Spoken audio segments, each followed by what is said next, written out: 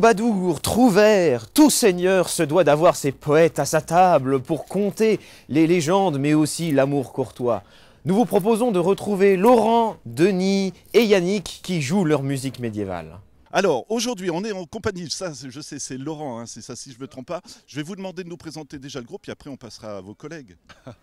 Bon, voilà, nous sommes le groupe Ovoué, donc c'est un nom qui s'érupte, donc on peut le faire ensemble, ça fait Ovoué. Voilà, super, on va continuer à présenter vos collègues, on va dire. Alors, je m'appelle Yannick, connu sous le nom de Le Jouant, car je suis joueur de lutte, mais aussi joueur de mots. Voilà. Denis, Malherbe, et parmi les instruments que je joue, il y a la vielle à roue, donc cet instrument-ci, dont les origines remontent à plus d'un millier d'années. À la fin du Moyen-Âge, c'était l'instrument des mendiants. On va continuer un petit peu, présentez-nous cet instrument, puis je passerai aussi à vos autres joueurs. Comment ça a été inventé, si vous le savez, parce que ça a l'air assez compliqué comme instrument. Bien malin qui sait qui a inventé la vielle à roue, mais en tout cas c'est une invention bel et bien occidentale. Autant il y a des instruments dont les origines sont orientales et qu'on s'est approprié en Europe, autant celui-ci, il a bel et bien été inventé en Europe. Et les premières vielles à roue, en fait, elles étaient énormes. Elles se jouaient à deux. Un musicien tournait la manivelle et l'autre actionnait des touches. Et c'était un instrument qui servait dans les monastères à étudier les intervalles en musique. On continue. Alors, est-ce que c'est une lutte là? Du coup, je suis assez médiocre là-dedans. Alors, du coup, c'est un luth. Et sachant que le luth, c'est un terme générique qui désigne les instruments comme ça, tels que celui-là, avec une forme de demi-poire, qui sont joués avec les doigts ou avec un plectre, qu'on appelle donc des instruments à cordes pincées. Ce luth, précisément, s'appelle une guiterne, car il est fait d'un seul morceau de bois qui a été vidé, creusé. Voilà. Dernier instrument, alors tambourin, je ne sais pas du tout. Celui-ci, ça s'appelle le tambour Renaissance. Il y avait un plus ancien qui s'appelait le tambour médiéval, sans rebord ici. Et donc il se jouait plus... C'était pour un peu plus martial, donc pour emmener les soldats dans le premier... Assaut, non, peut-être? Non, la première fonction, pardon. La première fonction, c'était d'emmener les soldats sur le champ de bataille, voilà, mener les guerriers. Alors vous avez précédé ma question, ouais, je vais vous la poser à tous les trois, hein, mais celui qui veut répondre en premier, il lève la main. Simplement, là, on a entendu, ça servait à partir voilà, pour le combat. Les autres instruments, il y avait des mélodies de créer à l'époque, comment ça se passait? Oui, on a des traces justement sur notamment l'orchésographie de Toineau Arbeau, sur lesquels on a des manuscrits qui sont figés, quoi. Voilà.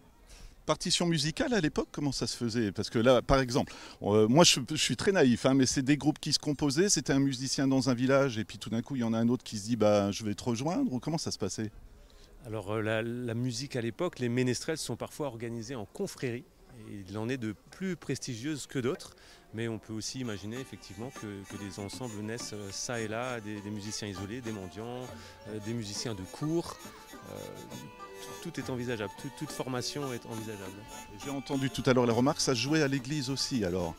Il y a des instruments qui avaient droit de cité dans les églises, d'autres qui n'étaient pas forcément les bienvenus, des instruments à hanches qui déforment la bouche lorsqu'on les joue.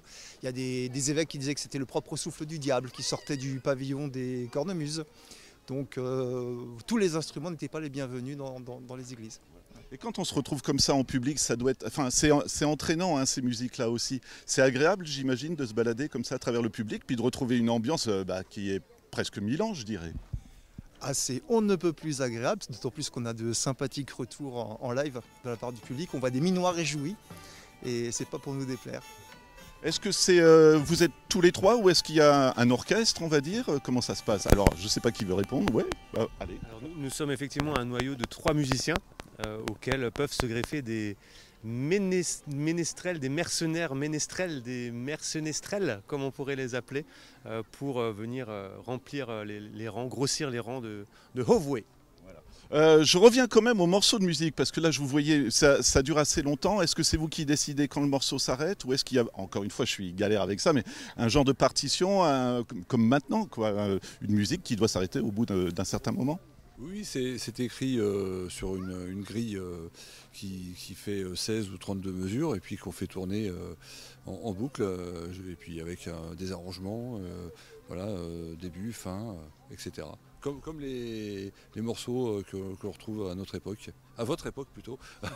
Mais justement, je trouve ça génial quand même. C'est facile à apprendre tous ces instruments?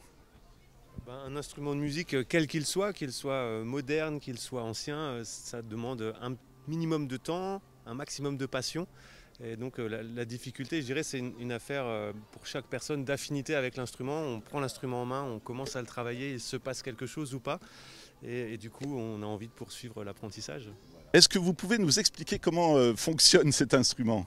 Alors, c'est une vielle à roue pourvue d'une roue qui est mue par une manivelle. La roue frotte les cordes et les met en vibration. C'est donc un instrument à cordes frottées au même titre que le violon, sauf que là, ce n'est pas un archet qui met les cordes en vibration, c'est une roue. Et parmi les cordes, alors il y a des bourdons, donc des notes tenues, et puis il y a également des chanterelles, donc c'est les notes qui sont associées au clavier et qui permettent de jouer la mélodie. J'ai une toute dernière question. Si on veut vous suivre, est-ce qu'il y a un site internet et puis les dates où vous serez peut-être plus tard?